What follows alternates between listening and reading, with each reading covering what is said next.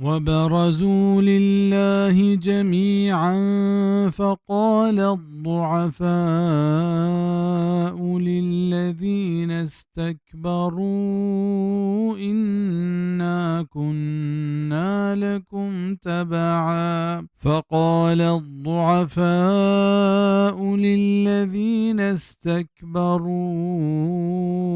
إنا كنا لكم تبعا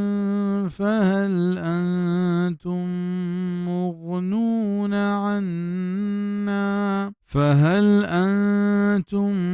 مغنون عنا من عذاب الله من شيء قالوا لو هدانا الله لهديناكم سواء علينا أجزعنا أم صبرنا ما لنا من